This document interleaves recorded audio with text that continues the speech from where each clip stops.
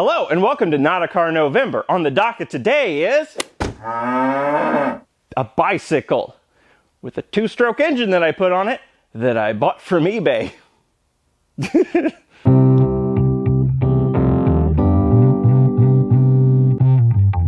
Squirt a few squirts of gas and then go down my hilly driveway and hope for the best. Oh, nope, not quite. Nope. Okay, I gotta start over. Didn't start. Fired a couple times. That was not enough. Let's walk all the way back up the hill now. This is a bicycle.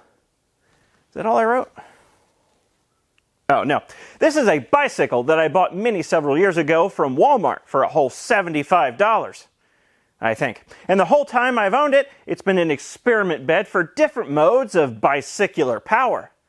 But you never heard that word before, because I made it up. The first mode of power I experimented with was one of those hub motor, electric motor bicycle conversion kit things you can buy off eBay. And I did this when I was still in high school, and I think it was right after I bought the bike. It wasn't anything fancy to it. It was just a hub motor front wheel replacement, some crappy controller, and some lead acid batteries. Now, the only thing I had to do to the bicycle to make that fit was to grind away a little bit at these front forks here to make clearance for that massive hub motor.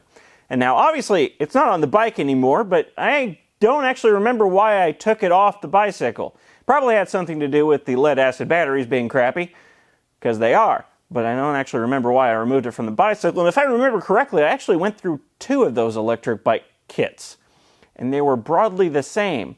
So I don't remember why I went through 2 of them or why I removed either one of them, but that happened to this bicycle. There we go. It's running. Stay running. Stay running. Stay running. Stay running. Let's go. So weak, this thing. That's full throttle. Barely running. Then after my not so brief bout with electrification of this bicycle, I decided, probably in the name of fun, to go a completely different route, and I powered this bicycle with a tiller, or a cultivator, whatever you want to call it. The garden implement that tears up the dirt with the tines, that's what I powered this with. Specifically, the tiller I used was a Mantis brand tiller.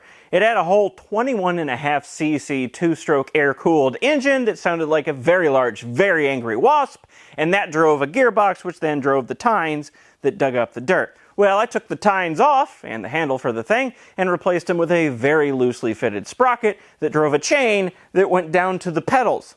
Not to the rear wheels, to the pedals.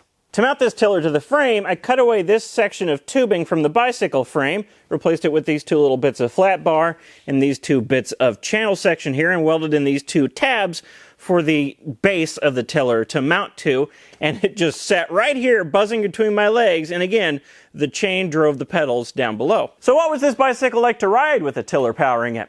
Well, I had a giant ticked-off wasp sitting right here between my legs, and I had to ride the thing with my legs spread way out because the tiller was powering the pedals that were spinning around at 100 miles an hour, and it was not very fast, but it sure was loud. I never intended the tiller thing to be very useful. I just intended to have fun with it, and job done, it was hilarious. And unfortunately, no, there is no footage of this hilarious tiller-powered monstrosity, which is a shame because I also wanted to relive those memories and share them with you. But I can't do that because I apparently didn't take any video of it, or I don't have it around anymore. But the good news is, this tiller went on to do bigger and better things. Later on, and this is on video, I made the tiller power a lazy boy. I'll put a link to that video up in the card down below, so you can watch me drive around a yard in a lazy boy powered by a tiller. Come on! Do it! You know, for an assisted bicycle, it sure does require a lot of work. Come on. I'm going uphill, I know, but it shouldn't be that big of a struggle. Okay, we're approaching the crest of the hill.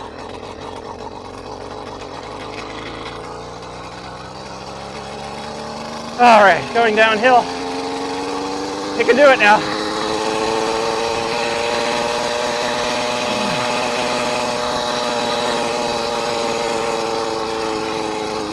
This thing vibrates like crazy at top speed. It's right below my butt. After the fun I had with the tiller, I closed the frame back up a little bit on the bicycle and decided to purchase one of these things. It's a 2-stroke engine conversion kit for bicycles. from eBay. And it's awful. It's almost worse than the whole tiller thing. Almost. The chain consists of this engine of an unknown displacement. I think it's 80 cc's or thereabouts, if I remember correctly, but I don't remember very well, so don't take my word for it. It has a clutch, like an actual clutch, not a centripetal clutch, that drives this chain down here, which drives the sprocket attached to the rear wheel. And the sprocket is just bolted to the spokes of the wheel. The carburetor on here I had to weld on sideways to clear the frame of the bicycle, because this tube just came straight out the back here. It just has a little tickle button on the side instead of a primer, and it does have a little choke right here. And the carburetor is of the slide variety, if you're familiar with anything to do with that. Also, here's the fuel cutoff valve from the fuel tank. The spark is powered by this little magneto down here, and there's a wire running up here to the kill switch, which is right next to the twist throttle right here. The exhaust part of the engine comes out the side here, tilted so it can clear the bike frame, and the exhaust pipe just goes straight down. And yes, exactly as much oil comes out of that exhaust pipe as you would expect from a crappy little two-stroke engine as this one. Get it up to speed by pedaling, then engage the clutch slowly. There we go. And then somehow try to motor it up the hill. I'm gonna have to provide some pedal assistance. Oh, my pants caught on the motor again. Ow, ow. My pants keep catching on, ow. Okay, it died. To start the engine on this bicycle, you just use the clutch. First, you gotta pedal it up to speed, which is harder than it would be on a stock bicycle because you have all this extra crap on here to weigh it down and to cause drag. Then when you get up to speed, you release the handle, which engages the clutch, which engages the engine, so the engine's just turning over with the speed of the bicycle. So eventually it'll fire to life, almost every time. If I had to sit there and hand start it with a pull rope or something, I'm sure I wouldn't think it's reliable. But since I can just drag the engine down a hill with me, it starts up almost every time. How nice is that? Thankfully it's downhill. All right. Uh-oh! My pants caught on the engine. All right, let's go. Going downhill so I can gain speed for going up the hill. Oh, God. There we go. This is only extremely terrifying, driving this thing on the road. Going uphill again, so it's slowing way down. This thing has no power at all. The thing about this kit is the engine is too weak and the gearing is too high for the bicycle to be propelled forward from a stop by just the engine. You have to pedal the bicycle up to speed every time, and then when you get to about 5 or 10 miles an hour, somewhere thereabouts, then you can engage the clutch and allow the power of the engine to propel the bicycle forward. But unless you go up a hill, that is. Then you have to pedal along with the engine.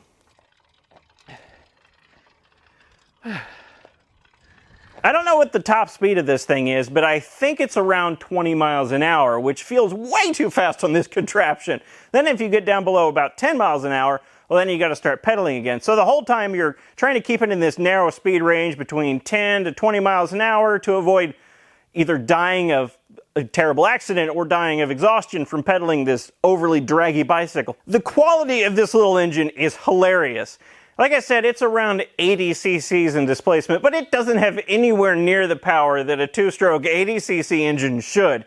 It's more like 20 cc's in its power. And they knew that they were selling a crappy product. I remember in the instructions during the break-in period of this engine, you were supposed to make the oil-to-gas ratio around 20 to 1. That's a very oil-heavy mixture. They must have honed the cylinder walls with an old horseshoe or something. Engage clutch.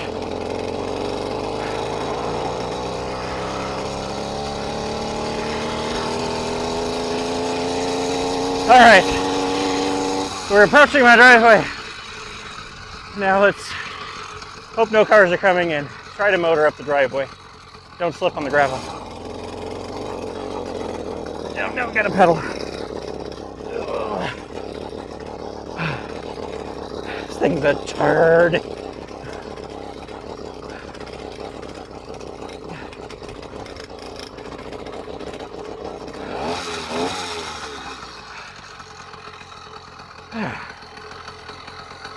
I made it back home. Kill it, and then take a break. It's the most exhausting assisted bicycle on the planet. I'll walk away now. Despite all the downfalls of this hilariously bad engine kit, well, I love it. But you already knew I was going to say that. I love this breed of hilarity. I mean, look at the cars that I have. I like this kind of thing. I actually had this thing when I was in college, and I drove it to and from campus for over a year, if I remember correctly, and it was an engineering school, so no one looked twice at this noisy bicycle. Okay, maybe they looked twice, but they definitely didn't look 3 times. So that's my long-abused bicycle with an engine on it that I bought from eBay. It's crappy, it's hilarious, but miraculously, the engine did start after sitting in my garage for well over a year, completely unintended. So that's kind of impressive. Maybe it's not so bad after all.